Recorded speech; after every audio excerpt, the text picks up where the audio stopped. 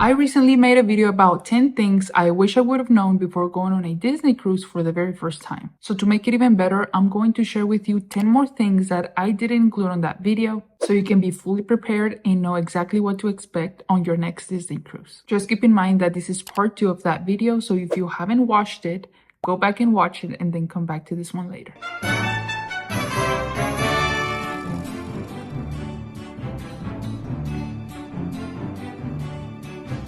I've gone on 2 different Disney cruises and both of them were very different experiences. In just full transparency, I am not an expert by any means.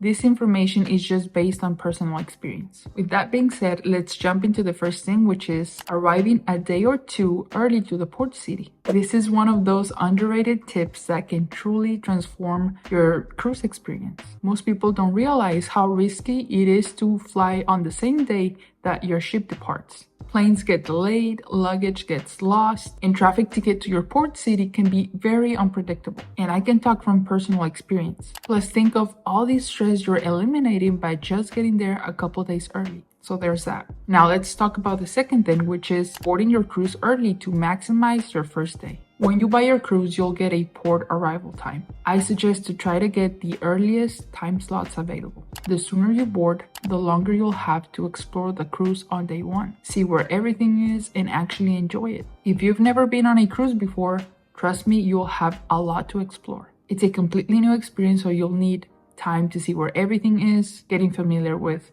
finding your room, getting familiar with the cruise schedules, restaurants, etc. You can also use this time to get a head start on reservations, things like spot treatments, character meet and greets, etc. You can even enjoy the buffets and the pool area before all the crowds. Now, thing number 3 is to not skip the safety drill. This is a super important one that a lot of first-timers don't fully understand. So every Disney cruise has a mandatory safety drill that takes place before the ship leaves the port, also called the muster drill. A lot of first-timers see it as an inconvenience, but all the activities, everything that is going on at the ship will stop during this time because it is required by law that you attend. You'll learn things like where to go in case of an emergency. It's short and organized, and it also sets the tone for your cruise. A tip is to get to your muster station a few minutes early. That way you'll be up front, done quickly, and out of there before the crowd disperses. The fourth thing is to go to the sail away party.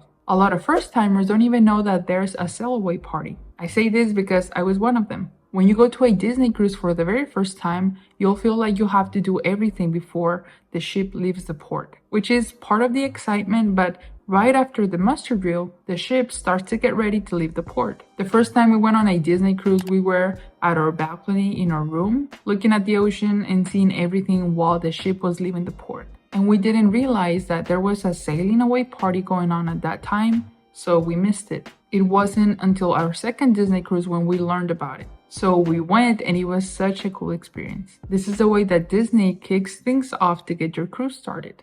It takes place at the main deck. The energy is super high, dancing and character appearances. So if you want to be in a good spot where you can see all the Disney characters up close, get there a little early because it fills up very quickly. The fifth thing is to take advantage of the quiet adults only spaces. From a quiet pool deck to lounges with coffee and drinks, they're perfect if you're traveling with kids and you need some downtime. And you may be wondering, that sounds super nice, but if I'm traveling with kids, where am I gonna leave them?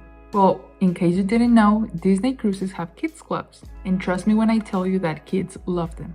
They have really cool themed clubs for kids of all ages, from babies all the way to 17-year-old teenagers. We talked about all the different kids clubs and amenities that Disney cruises have for kids in this video. So if you want to learn more about it, go ahead and check that out. But as I was saying, if you have small kids, you will probably want a break.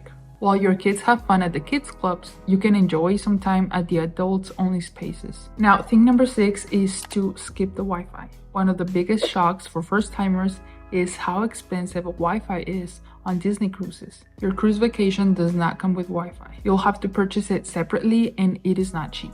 Unlike hotels or theme parks, Wi-Fi on the ship is sold in data packages and per user, which means that you're paying for how much you're using and per person. Price can range from $18 to $42 per day per device. Let's say that you're a family of 3 and your cruise is 4 days long. You will end up paying over $200 just for Wi-Fi alone. So my advice is to just skip the Wi-Fi, unplug, and actually enjoy your cruise. I personally did this myself, and I can talk from personal experience that I actually think that I enjoyed my cruise more than if I was connected to Wi-Fi. Thing number 7 is to enjoy the food at the restaurants. Every night, you will dine in at a different restaurant. Disney has something called rotational dining. And if you don't know what it is, go ahead and check out this video to learn more about it. But what I mean by enjoying the food at the restaurant is that you can absolutely order more than one entree, more than one appetizer, and dessert if you want. No extra charges, and it's all included in your cruise. If 2 entrees look good, you can go ahead and order both. If you're craving more than one dessert, you can have more than one. Servers are used to it, and they'll often give you suggestions. This is the best time to try new foods and enjoy your time with your family at the dinner table. Thing number 8 is to enjoy the ship at night. During the day, the ship is full of activities, families, and kids playing at the pool. But at night, once all the shows are over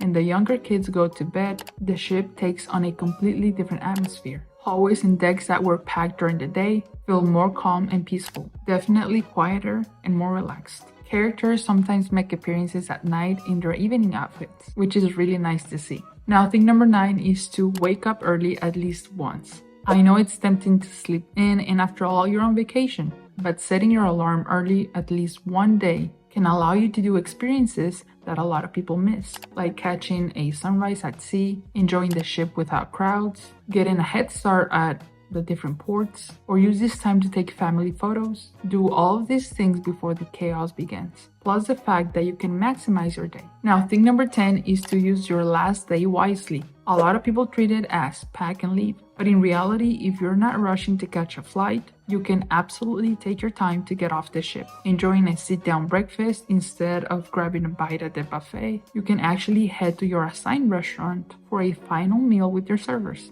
Soak in the atmosphere and enjoy your last morning at the cruise. Trust me, your cruise will feel like it flew by, so enjoy your time there. After all, it was a big investment and you want to make the best memories possible from your cruise vacation. And in case you didn't know, your Disney cruise comes with a lot of perks. I even made a video about all the items that come included in your cruise fare. So if you want to learn more about what's included in your cruise fare, go ahead and check out that video. I hope these tips were helpful. Thank you so much for watching. I'll see you in the next one.